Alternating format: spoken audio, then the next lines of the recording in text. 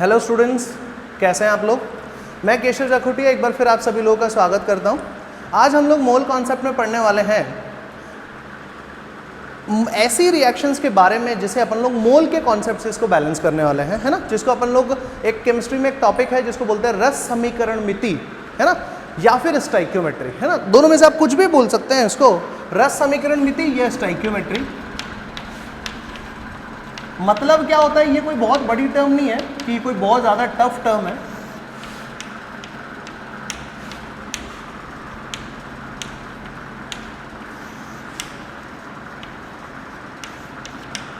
देखो इसका क्या मतलब होता है, बहुत सिंपल सा कॉन्सेप्ट है इसका। ये सिर्फ और सिर्फ स्टाइक्योमेट्री हम उनको किस में लगानी है, बैलेंस्ड केमिकल रिएक्शंस में लगानी है। अब कैसे लगती है ये अपन देख लेते हैं अपन लोग ना। इसका क्या मतलब है, ये चीज़ अपन देख लेते हैं एक बार कि बैलेंस केमिकल रिएक्शंस में इसको कैसे अप्लाई किया जा सकता है। एक रिएक्शन ले लेते हैं चलो अपन समझने के लिए। रिएक्शन है मेरे पास में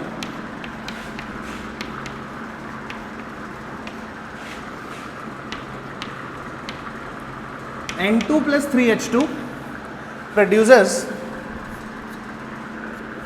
2 मोल्स ऑफ अमोनिया, राइट। अब देखो रिएक्शन पूरी बैलेंस है। यहाँ पे 2 नाइट्रोजन के एटम है तो यहाँ पर भी 2 नाइट्रोजन के एटम है, यहाँ पे 6 हाइड्रोजन के एटम है तो इधर भी 6 हाइड्रोजन के एटम है। रिएक्शन पूरी बैलेंस है। अब इसमें मोल कॉन्सेप्ट या स्टाइक्योमेट्री क्या बताना चाहता है, कैसे समझाना चाहता है, वो देखो आप लोग। इसका क्या मतलब है, इसका मतलब ये है नाइट्रोजन गैस के 1 मोल हाइड्रोजन गैस के 3 मोल के साथ में अभिक्रिया करते हैं और 2 मोल अमोनिया बनाते हैं। आप इसको ऐसा बोल सकते हो, ठीक है। इसको ऐसा भी बोला जा सकता है, इस अभिक्रिया के अकॉर्डिंग आपसे क्वेश्चन क्या पूछा जा सकता है, इस अभिक्रिया में मान लो अमोनिया बनाने की, इस रिएक्शन का नाम है हैबर प्रोसेस, है ना। हैबर प्रोसेस बोलते हैं। हैबर प्रोसेस से 50 ग्राम अमोनिया लेने पर कितना 50 ग्राम नाइट्रोजन लेने पर कितना अमोनिया बनेगा, ऐसा क्वेश्चन पूछ लिया आप लोगों से। तो देखो इससे आप डायरेक्ट रिलेट कर सकते हो कि 1 मोल नाइट्रोजन से कितना मोल अमोनिया बन जाता है, 2 मोल बन जाता है। तो आपको इसकी जरूरत ही नहीं है कि हाइड्रोजन कितना लेना है, रिएक्शन बस लिखनी है आप लोगों को। लेकिन रिलेशन किस किस के बीच में बनाना है, जिसका डेटा दे रखा हो और जिसका डेटा पूछा गया हो, बस। आपको और उससे अलावा कोई बात ही नहीं करनी है, किसी की बात नहीं करनी। आपको बोल दिया जाए, मैंने कहा जी मैं 10 मोल नाइट्रोजन गैस देता हूं तो बताइए कितने मोल अमोनिया गैस बनेगी। तो अगर इसका 1 मोल देते तो कितना मोल अमोनिया बन जाता, 2 मोल अमोनिया बन जाता। अगर नाइट्रोजन का मैं 10 मोल दे रहा हूं तो यहाँ पे अमोनिया का कितने मोल्स बन जाएंगे, 20 मोल बन जाएंगे क्या। तो यहाँ पे ये अपन लोग डायरेक्टली कैलकुलेट कर सकते हैं। बताइए ये बात अपन को समझ में आया कि नहीं आया, राइट। इसको ऐसा भी लिख सकते हैं, नाइट्रोजन गैस का 1 वॉल्यूम हाइड्रोजन गैस के 3 वॉल्यूम के साथ अभिक्रिया करेगा और यहाँ पे 2 वॉल्यूम जो है वो क्या बना के दे देगा, हम लोगों को अमोनिया बना के दे देगा, ठीक है। तीनों गैसेस हैं तो इसको ऐसा भी लिखा जा सकता है कि नाइट्रोजन गैस का 1 लीटर हाइड्रोजन गैस के 3 लीटर के साथ में अभिक्रिया करता है और यहाँ पे 2 लीटर हमारे पास में अमोनिया गैस बना देता है। ये चीज़ अपन को समझ में आ गई। अगला बढ़ाते हैं, इसको ऐसे भी बोल सकते हैं कि 1 millilitre nitrogen gas 3 millilitre hydrogen gas के साथ अभिक्रिया करेगा तो हमारे पास में 2 मिलीलीटर अमोनिया गैस बन जाएगा, राइट। इसको एक और तरीके से लिखा जा सकता है। देखो ये तो हो गया मोल की बात, ये हो गई सारी के सारे वॉल्यूम की बात, राइट ना। ये तो हो गई मोल की बात, ये हो गई हमारे वॉल्यूम की बात। क्या मास की टर्म्स में भी इसको लिखा जा सकता है, हाँ जी, मास की टर्म्स में भी इसको लिखा जा सकता है। देखो कैसे, 1 मोल है तो 1 मोल नाइट्रोजन का मास कितना होता है, नाइट्रोजन गैस का 28 ग्राम। तो देखो 28 ग्राम नाइट्रोजन हाइड्रोजन से रिएक्ट करेगा, कितना हाइड्रोजन से, तो देखो हाइड्रोजन के कितने मोल है, 3 मोल है। 1 मोल हाइड्रोजन गैस का मास कितना होता है, 2 ग्राम्स होता है। तो 3 मोल का कितना होगा, 6 ग्राम होगा, राइट। बात समझ में आया, ठीक है। इधर देखिए, अब यहाँ पे अमोनिया के कितने मोल बनेंगे, 2 मोल बनेंगे। 1 मोल का मास होता है 17 ग्राम, 17 ग्राम, तो 2 मोल का कितना हो जाएगा, 34 ग्राम्स, राइट। कुछ लोगों के दिमाग में ये भी आ रहा होगा, बोले सर हम इसमें द्रव्यमान संरक्षण का नियम भी तो लगा सकते हैं। तो हाँ जी, द्रव्यमान संरक्षण का नियम भी लगा सकते हैं। 28 ग्राम नाइट्रोजन 6 ग्राम हाइड्रोजन के साथ अभिक्रिया करेगा तो यहाँ पर टोटल मास कितना हो गया, 34 ग्राम। तो द्रव्यमान संरक्षण का नियम यही तो कहता है कि अभिकर्मकों के द्रव्यमानों का योगफल बराबर उत्पाद के द्रव्यमानों का योगफल, यही तो कहते हैं sum of the masses of the reactants is equal to sum of the masses of the products. तो यही तो आ रहा है यहाँ पर, है ना। तो इसका मतलब स्टोइकियोमेट्री आप लोगों ने जो भी अभी तक रूल्स पढ़े हैं, जो भी कॉन्सेप्ट पढ़े हैं, उन सारे कॉन्सेप्ट्स को अपन इसके अंदर में मिक्स कर सकते हैं, सबको इनके इसमें जोड़ सकते हैं।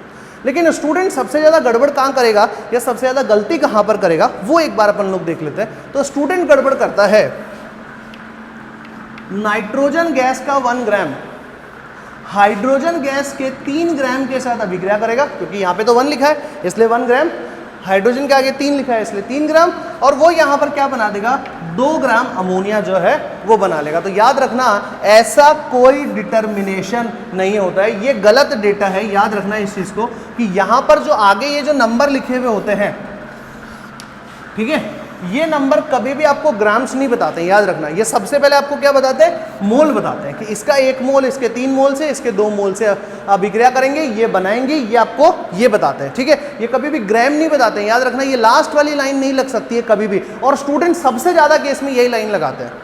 तो जो गलती होने के चांसेस है वो मैंने आपको बता दिया, ऐसा नहीं करना है। ये चीज़ अपन लोग को बहुत केयरफुली अपन को ध्यान रखनी है। क्लियर, ठीक है। अब देखो इनको बोलते क्या है, इस 1 नंबर 3 नंबर ये 2 जो आगे नंबर लिखे हैं, इनको हम लोग बोलते हैं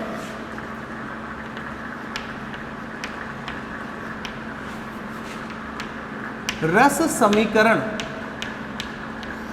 मिति गुणांक, या फिर स्टोइकियोमेट्रिक कॉफिशिएंट भी बोल सकते हैं। स्टोइकियोमेट्रिक कॉफिशिएंट, कॉफिशिएंट का मतलब होता है गुणांक, है ना। ये बस हमको ध्यान रखना है, हर किसी को, इसको भी स्टोइकियोमेट्रिक कॉफिशिएंट, इसको भी स्टोइकियोमेट्रिक कॉफिशिएंट। बस एक ही रूल है इसका, और वो रूल ये है कि स्टोइकियोमेट्री किस पे लगानी है अपन लोगों को, बैलेंस्ड केमिकल रिएक्शन के ऊपर में इसको लगाना है। लगाना कैसे है, क्वेश्चंस कैसे बनेंगे, ये अब अपन एक एक करके देखते जाते हैं कि क्वेश्चंस कैसे बनेंगे, किस तरह से अपन को पढ़ाई करनी है, यहाँ पर किस तरह से टफ क्वेश्चंस कैसे कैसे निकाले जा सकते हैं, वो एक बार अपन लोग अब यहाँ पर देख लेते हैं कैसे करना है। ठीक है, चलो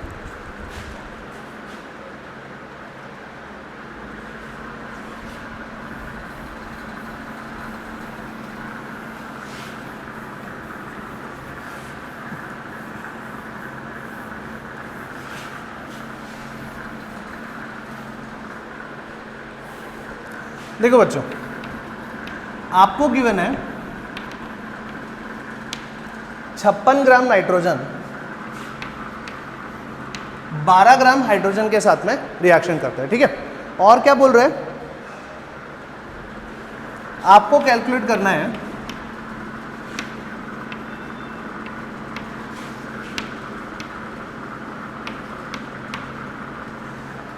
बनने वाले अमोनिया का द्रव्यमान, कि कितना अमोनिया बना वो आपको बनाना है।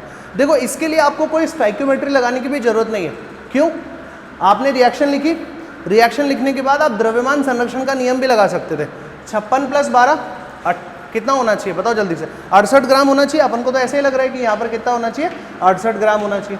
लेकिन अपन लोग जो पुराना रूल पढ़ा है अपन लोग उससे काम नहीं कर रहे हैं, अपन लोग यहाँ पर अपने तरीके से एक नया कॉन्सेप्ट लगाने वाले हैं, यहाँ पर उस तरीके से काम करेंगे, है ना। और देखिए स्टोइकियोमेट्री का एक सरप्राइजिंग एलिमेंट भी मैं आपको बताऊंगा कि एग्जामिनर कैसे क्वेश्चन घुमा देता है, कहाँ पे अपन लोग फंस जाएंगे वो मैं आपको बता रहा हूँ, है ना। तो देखते हैं एक बार।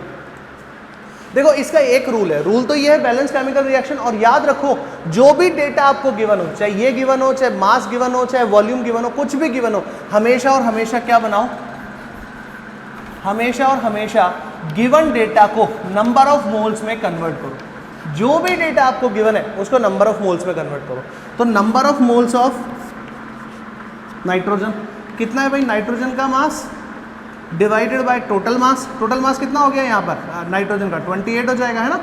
तो ये कितना हो जाएगा हमारे पास में 2 मोल आ जाएंगे। हाइड्रोजन के कितने मोल आएंगे, हाइड्रोजन का गिवन मास है 12 डिवाइडेड बाय 2, तो यहाँ पे हो जाना चाहिए 6। ठीक है, अब आप देखो नाइट्रोजन के 2 मोल है, हाइड्रोजन के 6 मोल है, पक्का। तो इसको कैसे बोल सकते हो, इसको ऐसे बोल सकते हो कि नाइट्रोजन के 1 मोल हाइड्रोजन के 3 मोल से अभिक्रिया करेंगे, 2 मोल अमोनिया बनेगा। ठीक, इधर देखो नाइट्रोजन के 2 मोल 2 ही दे रखे ना, डेटा के हिसाब से तो 2 ही दे रखे, तो यहाँ पे 2 लिखा है। मतलब आपने इस रिएक्शन को अब कितने से मल्टीप्लाई कर लिया, अगर यहाँ पे 2 लिखोगे तो यहाँ पे कितना लिखना पड़ेगा आप ही बताओ, 6 लिखना पड़ेगा ना, और फिर यहाँ पे कितना लिखना पड़ेगा, 4 लिखना पड़ेगा। मतलब आपने पूरी रिएक्शन को किससे मल्टीप्लाई कर लिया, आप लोगों ने पूरी रिएक्शन को 2 से मल्टीप्लाई कर लिया, तभी तो यहाँ पे 2 मोल्स होंगे, तभी तो यहाँ पे 6 मोल्स होंगे। ऐसा होगा कि नहीं होगा? तो इसका मतलब आप देखो कि यहाँ पर ये डेटा कैसे अपन लोग इसको सॉल्व करेंगे, एक बार अपन लोग इसको देखते हैं कैसे करेंगे। तो देखो इसके हो गए 2 मोल्स, इसके हो गए हमारे पास में 6 मोल्स। तो यहाँ पर आप लोग कैसे सॉल्व करोगे, ये देखो, नाइट्रोजन, हाइड्रोजन, इधर हो गया हमारे पास में अमोनिया। ठीक, अब देखो इसका 1 मोल है, इसके 3 मोल से अभिक्रिया करेगा, इसके 2 मोल बनाएगा, पक्की बात है। अब आप क्या बोल रहे हो, नहीं जी मेरे पास में तो इसका 1 मोल नहीं है, इसके 2 मोल है, तो यहाँ पे 2 लिखोगे। तो इसके कितने मोल चाहिए आपको, 6 मोल चाहिए। तो यहाँ पे कितने मोल बन जाएंगे, इसके 4 मोल बन जाएंगे, हाँ या ना? तो आपके पास अमोनिया कितना बना, 4 मोल बना। लेकिन आपसे क्वेश्चन क्या पूछा है, अमोनिया का मास पूछा है, अमोनिया के मोल्स नहीं पूछे। तो मास कैसे निकालते हैं, जब मोल्स पता होते हैं? तो मास निकालने का सबसे बढ़िया तरीका है number of moles into molecular मास। ये हम लोग ऑलरेडी पहले कंप्लीट कर चुके हैं, ठीक है। नंबर ऑफ मोल्स है हमारे पास में 4 और अमोनिया का मॉलिक्यूलर मास है 17। आया कितना, 68 ग्राम्स। अब देखो मैं आपको एक चीज़ बताता हूँ यहाँ पर कि एग्जाम में एग्जामिनर आपको कैसे फंसा सकता है। इसी क्वेश्चन में मैं आपको बता रहा हूँ एग्जामिनर कैसे फंसा सकता है, ये चीज़ अपन को देखनी है। क्योंकि अगर अपन जबरदस्ती रटे जाएंगे और करे जाएंगे, मैंने एक क्वेश्चन सिखाया, आपको एक ट्रिक बता दिया, हो गया काम, नहीं। लेकिन एग्जामिनर आपको फंसाने वाला तरीका बता रहा हूँ कि एग्जामिनर आपको कैसे फंसाएगा, वो एक बार देखते हैं।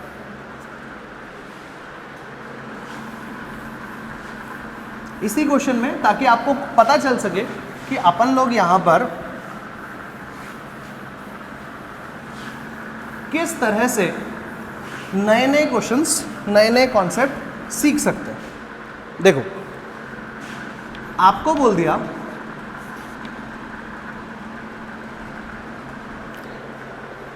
42 ग्राम नाइट्रोजन है, 12 ग्राम हाइड्रोजन है, दोनों आपस में अभिक्रिया करा और हैबर विधि से अमोनिया बनाया। तो आपसे पूछ लिया कि बताओ अमोनिया कितना बनेगा, अमोनिया का द्रव्यमान कितना होगा, बनने वाली गैस का द्रव्यमान कितना होगा, भार कितना होगा, ये आप लोगों से पूछ लिया। अब अपने दिमाग में तो वही पहले वाली चीज़, द्रव्यमान संरक्षण का नियम लगाओ, 42 + 12 54 ग्राम हाइड्रोजन बनेगा। तो आप लोगों ने बिना दिमाग लगाए, यहाँ पे एक ऑप्शन था 54 ग्राम, आपने 54 ग्राम को टिक कर दिया। हो सकता है आप सही हो सकता है आप गलत हो। अब गलत या सही की पता कैसे चलेगी, अपन लोगों को कैसे समझ में आएगा कि ये सही है या गलत है ना? तो अब आप देखो,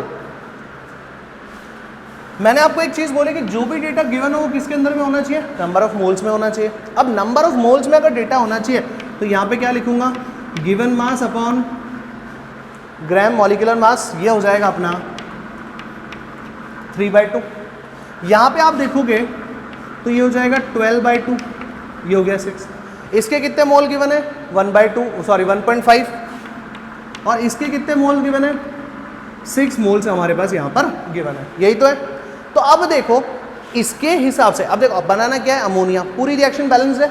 मैंने एक चीज़ आप लोगों को भी सिखाई थी, इसके 1 मोल से कितना मोल अमोनिया बनता है, 2 मोल बनता है। तो हमारे पास इसके कितने मोल दे रखे हैं, 1.5 मोल दे रखे हैं। तो इसके 1 मोल से 2 मोल बनेगा, तो 1.5 मोल से कितना बन जाएगा, 3 मोल बन जाएगा। क्या 3 मोल अमोनिया बनेगा। और 3 मोल अमोनिया का द्रव्यमान कितना होता है भाई,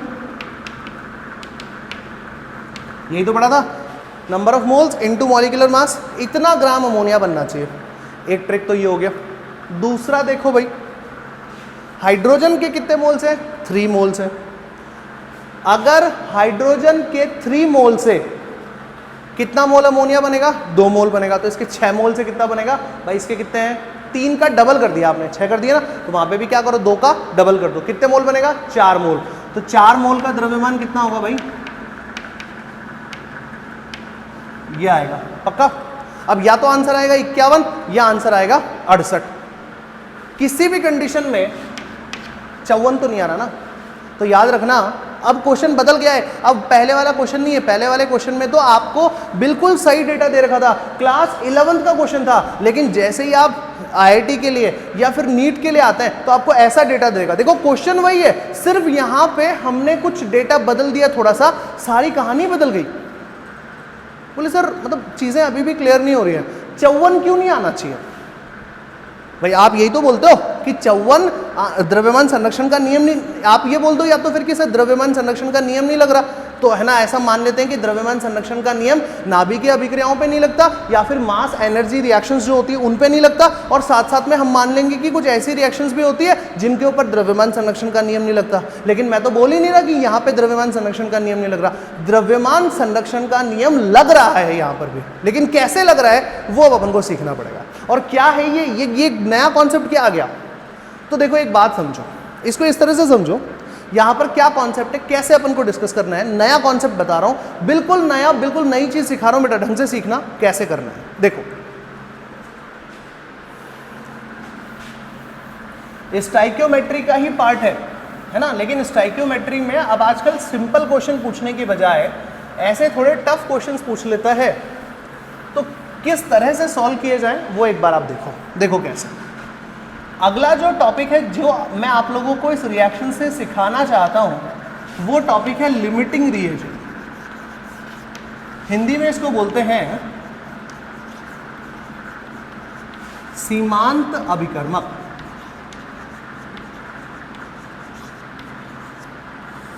और इसका मतलब क्या होता है? इसका मतलब होता है ऐसा रिएजेंट, ऐसा अभिकर्मक जो अभिक्रिया के दौरान बीच में ही खत्म हो जाता। ऐसा अभिकर्मक जो अभिक्रिया के दौरान बीच में ही खत्म हो जाता हो। बीच में ही खत्म होने का क्या मतलब है?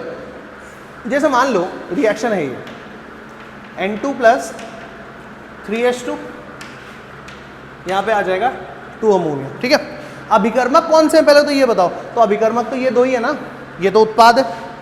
रिएक्टेंट तो ये दो ही है ना, तो रिएक्टेंट की बात करनी है, इसकी बात नहीं करनी है अपन को, सिर्फ इसी तरह से सोचना है। तो लिमिटिंग रिएजेंट क्या होता है? लिमिटिंग रिएजेंट हमेशा और हमेशा रिएक्टेंट हो सकता है, वो कभी भी प्रोडक्ट नहीं हो सकता।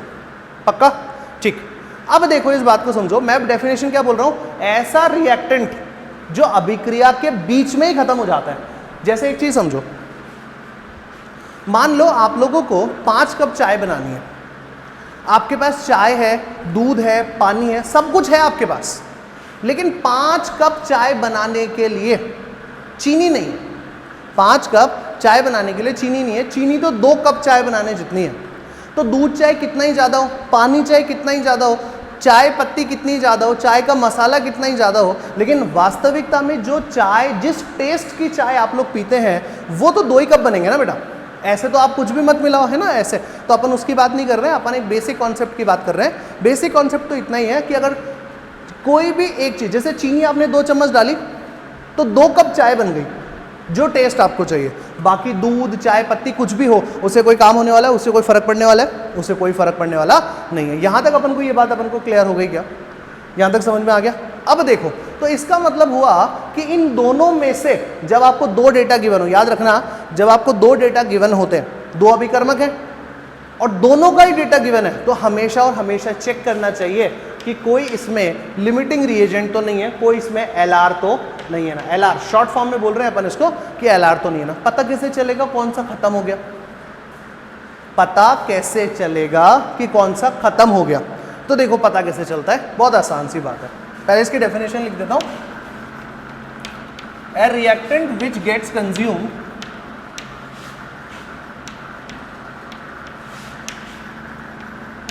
ड्यूरिंग द रिएक्शन, ऐसा अभिकर्मक जो अभिक्रिया के बीच में ही खत्म हो जाता है, and reaction gets stop, reaction रुक जाती है, रिएक्शन होगी नहीं, नोन एज लिमिटिंग रिएजेंट। उसको अपन क्या बोलते हैं? लिमिटिंग रिएजेंट बोलते हैं। पता कैसे चलेगा? यही तो पूछ रहे हैं ना इतनी देर से, पता कैसे चलेगा? ट्रिक है इसका। ट्रिक क्या है वो देखो आप लोग, पता करने का शॉर्टकट ट्रिक है, क्योंकि इतना समय ही नहीं होता। 1 मिनट में, लगभग 1 मिनट में एक क्वेश्चन आपको कंप्लीट करना पड़ेगा, है ना। नीट में तो बहुत सारे क्वेश्चंस होते हैं, चलो जेई में तो कम होते हैं, तो जेई में आपके पास टाइम भी रह जाएगा, आप बहुत डिटेल में कर सकते हो। लेकिन रियलिटी में तो अपन को कम टाइम में बेटर क्वेश्चंस करने, करेक्ट क्वेश्चंस करने हैं, तो उसकी ट्रिक सीख लेते हैं। तो देखो ट्रिक क्या है। ट्रिक है, आपके पास जो भी नंबर ऑफ मोल्स हो, ढंग से देखो एक बार, जो भी नंबर ऑफ मोल्स दे रखे हैं, ये 42 ग्राम दे रखा था, तो 42 ग्राम में कितने नंबर ऑफ मोल्स आए? 1.5 मोल्स। तो यहाँ पे देखिए गिवन, मैं ट्रिक बना रहा हूं, number of moles divided by, जो भी हमको दे रखे हैं वो डिवाइडेड बाय स्टाइकियोमेट्रिक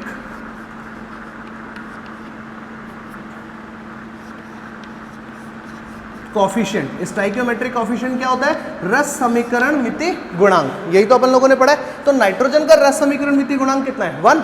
हाइड्रोजन का रस समीकरण मिति गुणांक कितना है? 3। और अमोनिया का स्टाइकियोमेट्रिक कॉफिशिएंट कितना है? 2। यही तो है ना अपने पास में। ठीक, इन दोनों का रेशियो निकालो पहले तो यहाँ देखो, इसके लिए निकालता हूँ नाइट्रोजन के लिए 1.50 डिवाइडेड बाय 1। यहाँ पर देखो गिवन नंबर ऑफ मोल्स है 6, यहाँ पे कितना है? Divided by 3। यही तो होना चाहिए। अब आप आगे देखो, आगे क्या होना चाहिए? आगे यहाँ पे 1.5, तो ये क्या हो गया सॉल्व करने पर? ये कितना हो गया? 2। दोनों में से कौन छोटा है, किसकी वैल्यू कम है ना? तो देखो इसका जो भी वैल्यू आएगा वो कैसी होनी चाहिए? लेसर होनी चाहिए। वो वैल्यू कैसी होनी चाहिए? लेसर। और वो जिसकी वैल्यू छोटी आ जाए वही हमारा क्या होता है? लिमिटिंग रिएजेंट होता है। इस चीज को समझो, दोबारा बोल रहा हूँ, ट्रिक है ये। आप लोगों को इसको पूरी लैंग्वेज में भी चाहें तो मैं इसको पूरी लैंग्वेज में भी सॉल्व करके बता दूंगा, लेकिन उससे कोई फायदा होता नहीं है। इस ट्रिक से चलो, लिमिटिंग रिएजेंट कैलकुलेट करने का सबसे बढ़िया ट्रिक है given number of moles divided by stoichiometric coefficient. तुम बोलोगे सर मोल तो गिवन ही नहीं है। अरे तो भाई मास गिवन है, मास से मोल्स निकाल सकते हो। वॉल्यूम गिवन होगा, डिवाइडेड बाय 22.4 कर लेना, मोल्स निकल जाएंगे। ठीक है। तुम बोलोगे सर पार्टिकल्स गिवन है, तो पार्टिकल्स में एवोगैड्रो नंबर का डिवाइड कर देना, तो भी तुम्हारे पास मोल्स निकल जाएंगे।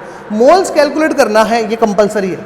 तो गिवन नंबर ऑफ डेटा को, जो भी डेटा गिवन है उसको नंबर ऑफ मोल्स में कन्वर्ट कर लो, और उसी जिसके भी मोल्स आपने कैलकुलेट किए उसके स्टोइकियोमेट्रिक कोएफिशिएंट से डिवाइड कर दो। दोनों को डिवाइड करने से जो भी वैल्यू आएगी, अब 1, 2, 3, 4, 5 मान लो ऐसे अलग अलग सब्सटेंस दे रखे हो, तो उनके सबके अलग अलग वैल्यूज आएंगी। उनमें से जो सबसे छोटी वैल्यू होंगी, सबसे कम वैल्यू जो होंगी, बस उसी वैल्यू वाला ही, जिसकी वैल्यू सबसे कम होगी वो ही सब्सटेंस लिमिटिंग रिएजेंट होगा। तो इन दोनों में से बताइए कौन सा जो है लिमिटिंग रिएजेंट है, किसकी वैल्यू कम है? मतलब अमोनिया की वैल्यू कम। यही तो मतलब हुआ। तो इसका मतलब अमोनिया एक ऐसा रिएक्टेंट है जो रिएक्शन के बीच में ही कंज्यूम हो जाता है, रिएक्शन के बीच में ही एग्जॉस्ट हो जाता है। आप लोग चाहें तो कंज्यूम के साथ साथ में ऐसा भी लिख सकते हैं एग्जॉस्टेड। एग्जॉस्टेड का मतलब होता है खत्म हो जाता है, बिल्कुल खत्म हो जाता है। ठीक है। और रिएक्शन रुक जाती है, यही मतलब हुआ ना? हाँ या ना? बताइए इतनी बात समझ में आई कि नहीं आई? तो अब देखो मैं आपको फाइनली बताता हूँ कि इसका आंसर कितना आना चाहिए। ये जो क्वेश्चन मैंने आपसे पूछा है इसका आंसर क्या आना चाहिए। मैंने आपको 2 ऑप्शन बता दिए थे, इन दोनों में से एक आंसर आएगा। अब देखते हैं इन दोनों में से कौन सा आंसर आएगा और क्यों आएगा, और क्या इसमें कंजर्वेशन ऑफ मास का रूल लगेगा भी या रूल नहीं लगेगा। ये चीज अपन लोग एक बार देख लेते हैं भाई क्या होता है ना? तो चलो, डेफिनेशन मैंने लिखी हुई है, डेफिनेशन अब एक बार हटा रहा हूं ताकि अपन लोग कॉन्सेप्ट को अच्छे से सीख पाए। ट्रिक आप लोग के सामने है ही।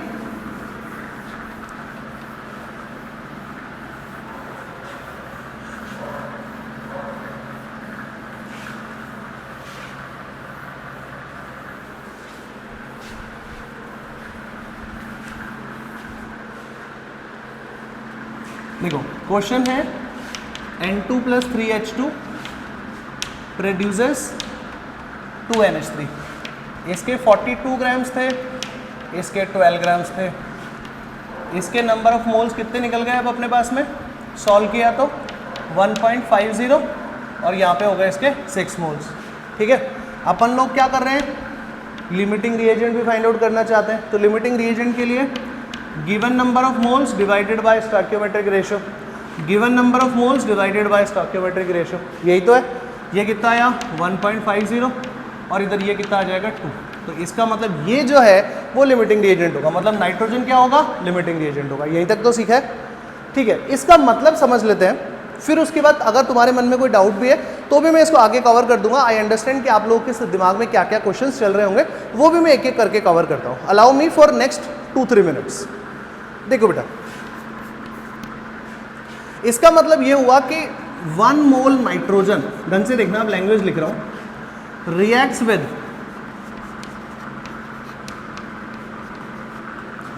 3 moles hydrogen and produces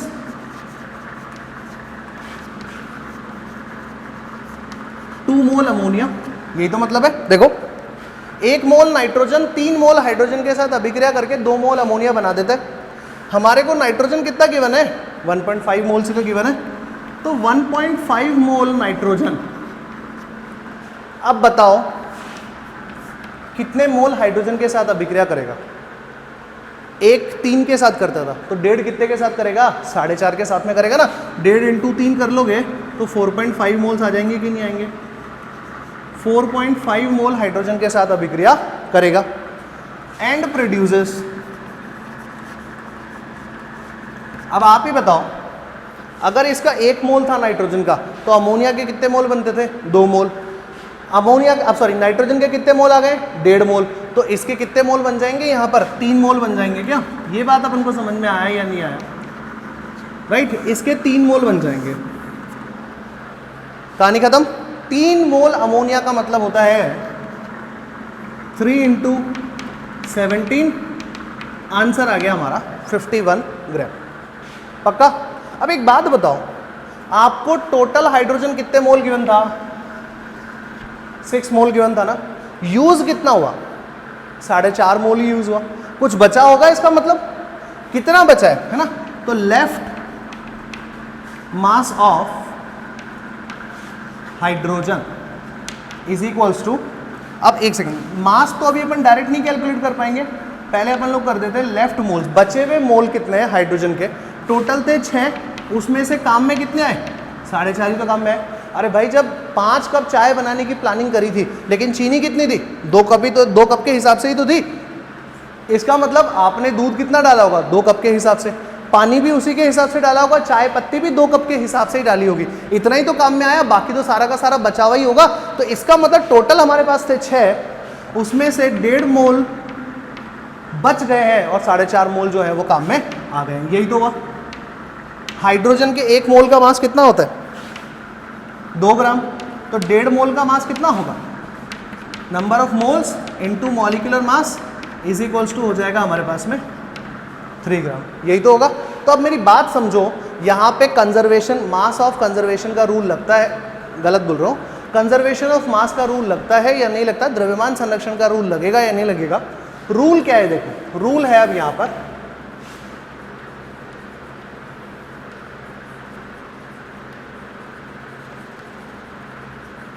mass of reactants.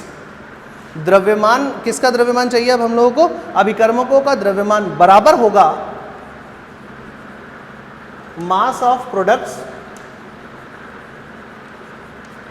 Plus mass of remaining reactant. मतलब क्या है एक बार समझ लो, दोबारा बोल रहा हूं भाई। अपने पास में अभिकर्मकों का कितना द्रव्यमान है? हमने कहा जी हमारे पास 12 और प्लस 42 टोटल मिला के 54 ग्राम है। ठीक है, अब 54 ग्राम है तो यहां पर ये कितना आना चाहिए? तो देखो mass of the product, product का मास कितना है? ये रहा। प्रोडक्ट तो ये बना ना, अमोनिया ही तो बना। ठीक है, प्लस कोई चीज बाकी रह गई क्या? कोई चीज बच गई क्या? हाँ जी बच गया ना हमारे पास में लेफ्ट। क्या चीज लेफ्ट हो गया? क्या चीज बच गया है? हाइड्रोजन बच गया। हाइड्रोजन कितना बचा? 3 ग्राम बचा। तो देखो जरा 51 ग्राम हमारे पास में क्या बना? अमोनिया बना। और 3 ग्राम हमारे पास में बच क्या गया? हाइड्रोजन बच गया। टोटल किसके बराबर आ गया? 54 ग्राम के बराबर आ गया। क्या आया बात समझ में? तो द्रव्यमान संरक्षण का नियम तो लगेगा ही लगेगा, लेकिन बस अब यहां पर कॉन्सेप्ट बदल गया है, यहां पर पूछने का तरीका बदल गया है।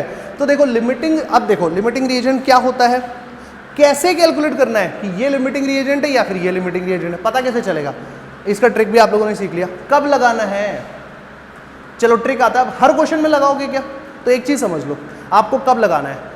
बहुत सिंपल सा ट्रिक है। लिमिटिंग रिएजेंट केवल और केवल तभी लगाना है, ढंग से सुन लो, केवल और केवल तभी लगाना है जब एक से ज्यादा अभिकर्मकों का डेटा दिया हुआ हो, एक से ज्यादा अभिकर्मकों का कोई भी डेटा, डेटा मतलब उसका मास, मोल्स या फिर वॉल्यूम या फिर नंबर ऑफ पार्टिकल्स, अगर ये एक से ज्यादा स्टूडेंट्स, एक से ज्यादा रिएक्टेंट्स के गिवन होंगे तब अपन को हमेशा एलआर कैलकुलेट करना है, नहीं तो नहीं करना है। पक्का? यहां तक अपन को समझ में आया? अब देखो अगले क्वेश्चंस करते हैं तो थोड़े से और अपन को समझ में आएंगे यहां पर।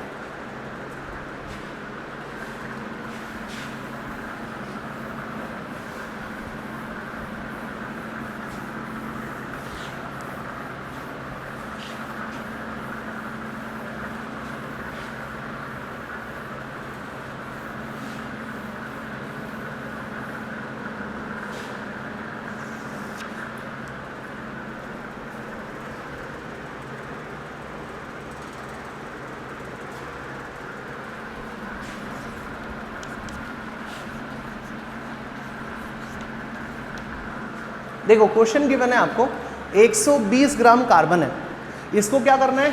कंप्लीटली बर्न करना है, पूर्ण दहन करना है इसका, कंप्लीटली बर्न करना है। ठीक है, कर दो भाई कंप्लीटली बर्न। कार्बन क्या होता है? एक तरह से ईंधन होता है ना। कार्बन या इससे जो संबंधित यौगिक होते हैं वो ईंधन की तरह काम करते हैं। जितने भी हाइड्रोकार्बन्स होते हैं वो सारे के सारे ईंधन होते हैं। ठीक है, कार्बन खुद भी ईंधन की भांति काम करता है। तो देखो कार्बन को पूर्णतया जलाते हैं, ईंधन को पूर्णतया जलाते हैं, पूर्णतया जलाते हैं। कोई भी चीज किसकी उपस्थिति में जलती है? ऑक्सीजन गैस की उपस्थिति में। पढ़ा है अपन लोगों ने, ऑक्सीजन गैस की प्रेजेंस में किसी भी चीज को जला सकते हैं। और अगर अपन ईंधन को जलाते हैं, है ना, तो क्या बनता है हमारे पास में? CO2 + H2O बनता है क्या? तो यहां पर देखो एक चीज समझो, कार्बन अगर कंप्लीट बर्निंग है ना, तो इसको बोलते हैं कंप्लीट कंबशन है, पूर्ण दहन है ना। तो यहां पर क्या होगा? कार्बन किस में कन्वर्ट हो जाएगा? CO2 में। पहले क्वेश्चन में समझ लो, मैं आपको यहीं पे कॉन्सेप्ट सिखा रहा हूं। और अगर आपको ऐसा बोल दिया कि पूर्ण दहन नहीं है, पूर्ण दहन नहीं है, इसका मतलब कौन सा होगा? इनकम्प्लीट होगा फिर तो, है ना। तो अगर इनकम्प्लीट कंबशन है तो फिर यहां पे क्या बन जाएगा? कार्बन मोनोऑक्साइड बन जाएगा। तो क्वेश्चन में ये चीज अपन को जरूर से पढ़नी है कि 120 ग्राम कार्बन को कंप्लीटली बर्न करने के लिए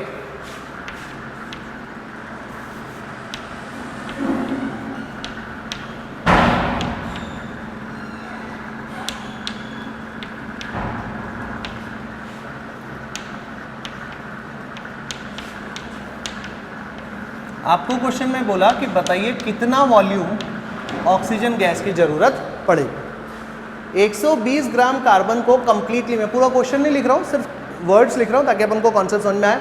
कंप्लीटली बर्न करने के लिए कितना वॉल्यूम ऑक्सीजन गैस की जरूरत पड़ेगी? रिएक्शन लिख लेते भाई। रिएक्शन है हमारे पास में, कार्बन सॉलिड फॉर्म में अवेलेबल है, ये हो गया ऑक्सीजन। तो यहाँ पर देखो क्या होगा, हम सब जानते हैं कि कार्बन को जब कंप्लीटली बर्न करते हैं तो क्या बनता है? CO2। ठीक है, यहाँ पर ये बनने वाला है, करेक्ट। अब देखो कार्बन एक, ऑक्सीजन एक, सॉरी ऑक्सीजन 2 एटम है, 2 एटम है यहाँ पर। ठीक है, ये हो गया हमारा गैसियस फॉर्म, ये भी हो गया हमारा गैसियस फॉर्म। पक्का? ठीक। अब बताओ अपन लोग क्या बोल सकते हैं इसके लिए? ऐसा बोल सकते हैं क्या रिएक्शन पूरी की पूरी बैलेंस है कि नहीं है? पहले तो ये देखो स्टोइकियोमेट्री क्या कहती है, रिएक्शन बैलेंस करो।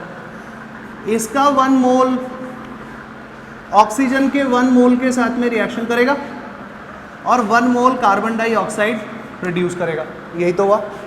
ठीक, आपको कितने का डेटा गिवन है? 2 अभिकर्मक है मेरे पास में, याद रखना। कितने का डेटा गिवन है? एक का ही तो गिवन है, कार्बन का ही तो 120 ग्राम, बस यही तो गिवन है। इसका तो नहीं गिवन ना, इसका तो पूछा है। अगर इसका भी डेटा दे देता तो हम लोग क्या कैलकुलेट कर रहे होते थे? Limiting reagent. इसका डेटा गिवन नहीं है तो लिमिटिंग रिएजेंट नहीं लगाना है। प्लीज इस बात को समझो, इस बात से कंफ्यूजन में मत, खुद के लिए दिमाग में कंफ्यूजन मत क्रिएट करो। लिमिटिंग रिएजेंट कब लगाना है? जब एक से ज्यादा अभिकर्मकों का डेटा दिया हुआ हो। लेकिन अगर एक से ज्यादा अभिकर्मकों का डेटा नहीं दिया हुआ तो हम लोग क्या करने वाले हैं? सिर्फ और सिर्फ जो डेटा दे रखा है उससे रिलेशन बनाएंगे। अब देखो रिलेशन कैसे बनता है, कैसे बनेगा देखो। 120 ग्राम, मैंने क्या बोला था? जो भी डेटा गिवन हो उसको किस में कन्वर्ट कर दो? उसको कन्वर्ट कर दो मोल्स में। तो देखो अब यहाँ पे नंबर ऑफ मोल्स कैलकुलेट करो। कार्बन के नंबर ऑफ मोल्स हो गए given mass, divided by gram atomic mass, total मिला के हमारे पास आ गए 10 मोल। तो अब देखो कार्बन, इसको ऐसा भी तो बोला जा सकता है, कार्बन के 1 मोल को जलाने के लिए ऑक्सीजन कितना चाहिए? 1 मोल चाहिए। तो 10 मोल को जलाने के लिए कितना चाहिए? 10 मोल ऑक्सीजन चाहिए, राइट। तो देखो शॉर्ट एंड स्वीट अपना आंसर तो आ ही गया है, 10 मोल कार्बन रिक्वायर्स 10 मोल ऑक्सीजन गैस, यही है ना। देखो इस बात से 1 मोल से 1 मोल चाहिए, हमारे पास कितने मोल दे रखे हैं? 10 मोल दे रखे हैं। तो 10 मोल से कितना बनेगा भाई ऑक्सीजन? 10 मोल ऑक्सीजन चाहिएगा हमारे को, यही तो मतलब हुआ। हमको मोल नहीं चाहिए, हमको क्या चाहिए? वॉल्यूम चाहिए। 1 मोल में कितना वॉल्यूम होता है? 22.4 लीटर्स। तो 10 मोल में कितना होगा? बस यही तो करना है। तो हमारे को कितनी ऑक्सीजन की ज़रूरत पड़ने वाली है? 224 litre to 24 litres oxygen gas की ज़रूरत पड़ने वाली है। आई थिंक आप लोग को ये समझ में आया होगा। एक क्वेश्चन और करते हैं, समझ में आएगा फिर अपन लोगों को।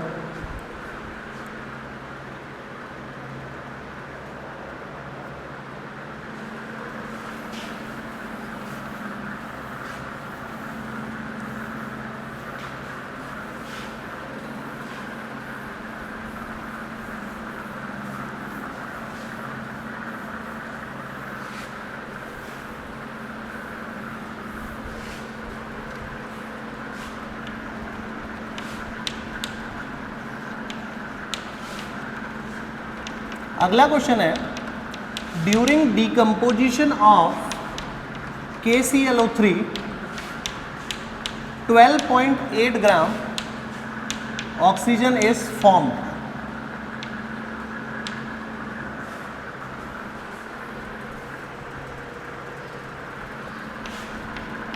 फाइंड इनिशियल मास ऑफ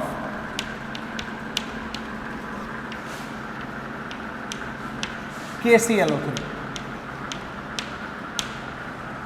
देखो सबसे पहले तो अपन को इसकी डीकम्पोजिशन की रिएक्शन आनी चाहिए, और रिएक्शन भी कैसी होनी चाहिए? बैलेंस्ड होनी चाहिए।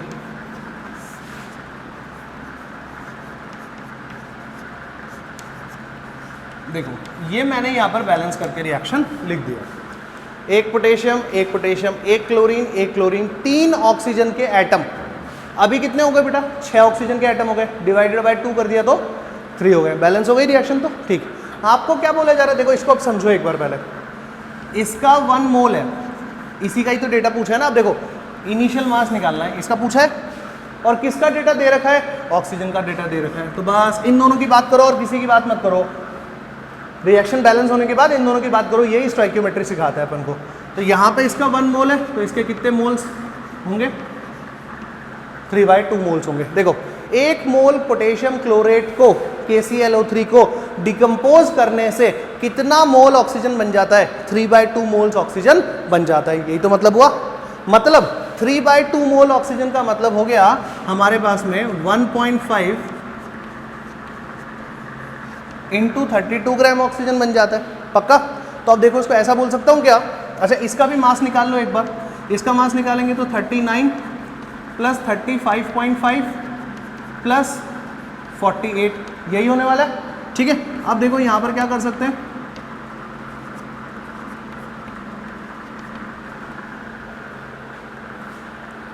ठीक है, इसका मास कितना आ गया? 122.5 ग्राम आ गया। दोबारा सुनना, मास में कैलकुलेशन कैसे करी है अपन लोगों ने। इसका 1 मोल था, उसका मास निकाला अपन लोगों ने, और इसके 3/2 मोल्स था, तो इसका ऑक्सीजन का कितना मास आ गया? ये आ गया। ठीक, ढंग से लैंग्वेज सुनना क्या निकल के आ रही है। 1.5 × 32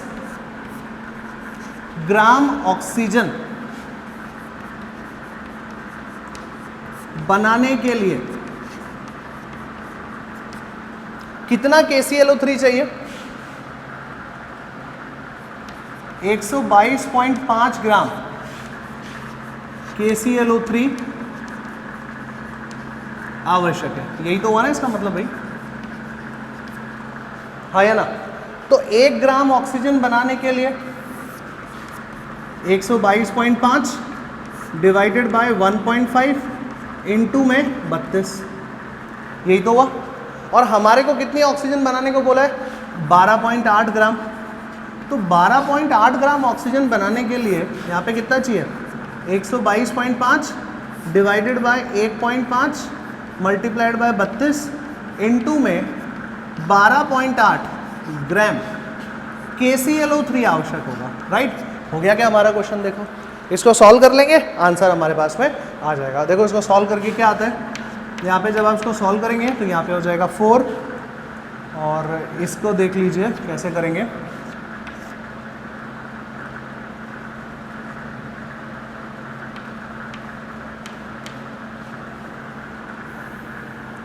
नियरली 33 ग्राम्स के आसपास इसका आंसर आएगा। नियरली हम लोगों ने कैलकुलेट कर लिया, नियरली 33 ग्राम्स के आसपास इसका आंसर आएगा।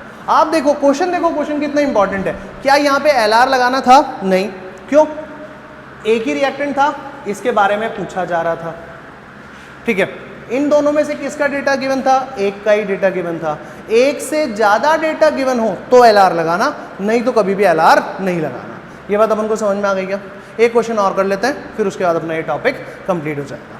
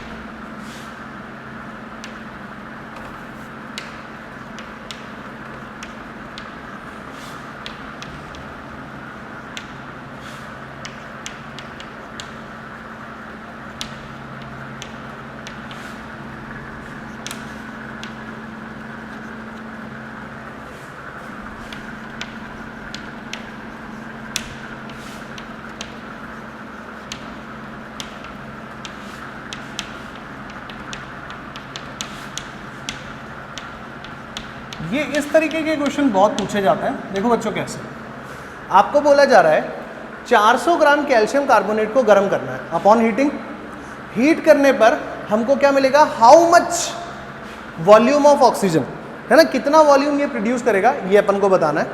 और आगे एक कंडीशन दे दिया कि ये कितना % प्योर है। कितना % प्योर है? 80% ही प्योर है।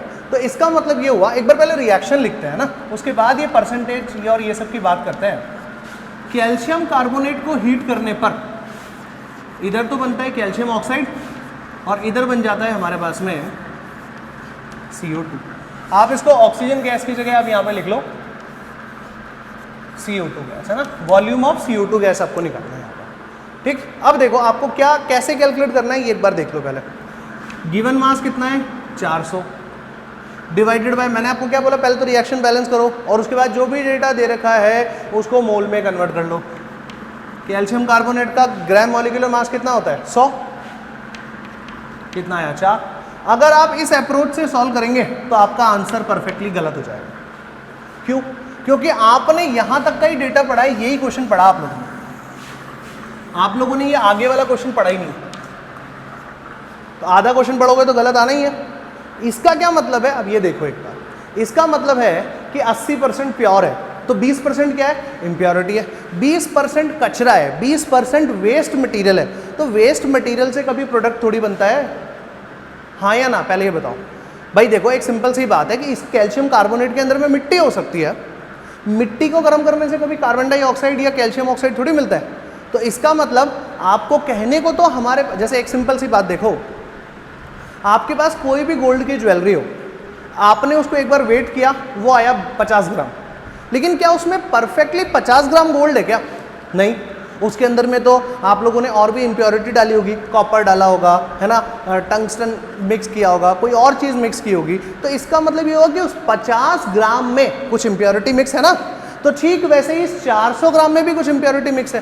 तो मान लो आप बोलते हो कि मैं तो मेरी गोल्ड की ज्वेलरी को बेच के आऊँगा और पैसे लेके आऊँगा, तो क्या दुकानदार आपको 50 ग्राम गोल्ड के पैसे देगा या उससे कम के पैसे देगा?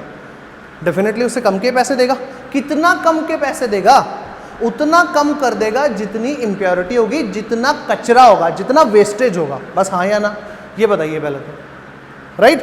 ठीक है, तो अब इसका मतलब समझो, इसका मतलब ये हुआ कि 400 ग्राम में से हमको भी उतना कम कर देना है जितना वेस्टेज है। पक्का? तो देखो इम्प्योरिटी कितनी है, 20%, यही तो है। तो 20%, तो 20% को ऐसा लिख दूं, कितने का 20% है, 400 ग्राम का 20% है ना। तो जब अपन इसको सॉल्व करेंगे तो यहां पर कितना आ जाएगा, 80 ग्राम आ जाएगा।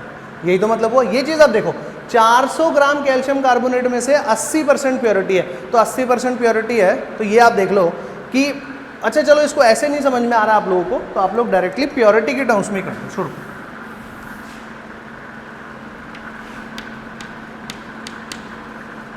प्योरिटी कितनी है, या प्योर मेटल की, प्योर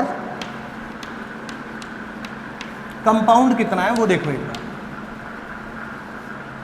प्योर कंपाउंड है मेरे पास, टोटल तो था 400, लेकिन उसका 80% ही तो प्योर है। तो जब आप इसको सॉल्व करेंगे तो कितना आया, 320 ग्राम आ गया। पक्का? ठीक है, आगे बढ़ते हैं। तो अब देखो 320 ग्राम आ गया। अब यहाँ पे 400 ग्राम गिवन, 400 नहीं है कि हमारे पास में कितना गिवन है, ये 320 ग्राम भी गिवन है। वास्तविकता में 80 ग्राम तो कचरा है, 80 ग्राम वेस्ट मटेरियल है उसके अंदर में, ये हमें गिवन है। अब तो आ गई नहीं इस बात की कंसिडरेशन इस क्वेश्चन के अंदर में कि 400 की जगह कितना गिवन है, अब 320 ग्राम गिवन है। ठीक है, आगे बढ़ते हैं। ये चीज़ देखो, जो भी गिवन होता है उसको किस में कन्वर्ट करो, मोल्स में, डिवाइडेड बाय 100, कितना आया, 3.2 मोल्स आया। अब मुझे बताओ, ये डेटा गिवन है, किसके बारे में पूछा है, CO2 के बारे में पूछा है। बस इन दोनों की बात करो और किसी की बात मत करो। 1 मोल कैल्शियम कार्बोनेट से कितना मोल CO2 बनता है, 1 ही बनता है। तो इसके 3.2 से कितना बनेगा, 3.2 मोल CO2 यहां पर बनेगा। तो फाइनली अपना आंसर कितना आ गया, 3.2 mole CO2 will be produce. Directly अपन ने कैलकुलेट कर लिया। ठीक है, अब एक बात बताओ, अपन को मोल्स में चाहिए क्या, नहीं, अपन को तो किस में चाहिए, वॉल्यूम में। तो क्या करेंगे, मोल्स को 22.4 लीटर से मल्टीप्लाई कर देंगे और जो भी आंसर आएगा वो कैलकुलेट कर लेंगे। तो देखो बच्चों, एक बात समझ में आया आप लोगों को कि कब लिमिटिंग रिएजेंट यूज करना है और कब नहीं करना है। ठीक है, स्टोइकियोमेट्री का मतलब क्या होता है ये आपको समझ में आया। जब लिमिटिंग रिएजेंट यूज करना ही नहीं है, मेरी बात सुनो, जब लिमिटिंग रिएजेंट यूज करना ही नहीं है तो आपको बस जिसका डेटा गिवन है और जिसके बारे में पूछा है बस उसका रिलेशन निकाल लो। लेकिन अगर मान लो इधर देखो, जैसे A plus B plus C मिलके हमारे पास बन गया D प्लस ये बन रहा है। अब इसका डेटा मेरे को गिवन है X ग्राम, इसके लिए गिवन है Y ग्राम और इसके लिए गिवन है Z ग्राम। तो क्या करोगे, LR कैलकुलेट करोगे। ठीक है, मान लिया LR की कैलकुलेशन में ये LR आ गया। ठीक है, अब आपको पूछा जा रहा है D के बारे में। तो देखो, जो LR आता है, जो LR होता है, जो भी अभिकर्मक बीच में खत्म हो जाता है उसी को तो LR बोलते हैं। तो वो अभिकर्मक और जिसके बारे में पूछा है बस इन दोनों में ही रिलेशन बनाना है। जैसे इसके 1 मोल से इसका 1 मोल बन जाता है, B के 1 मोल से D का 1 मोल बन जाता है। राइट, बात समझ में आए। तो जो लिमिटिंग रिएजेंट होता है उससे रिलेशन बनाओ और लिमिटिंग रिएजेंट की जरूरत ना पड़े तो जो डेटा दे रखा है उसका और जो डेटा पूछा है बस उन्हीं में रिलेशन बनाओ, अपना काम हो जाएगा। याद रखना है, इक्वेशन हमेशा बैलेंस होनी चाहिए। अनबैलेंस्ड इक्वेशन में, असंतुलित अभिक्रिया में स्टोइकियोमेट्रिक लगाएंगे तो गलत हो जाएगा, ये ध्यान रखना आप लोग। ठीक है, तो इस लेक्चर को अपन यहीं फिनिश करते हैं। स्टोइकियोमेट्री अपना फिनिश हो गया है। आप लोग क्वेश्चंस करिए। That's all for this lecture. Thank you.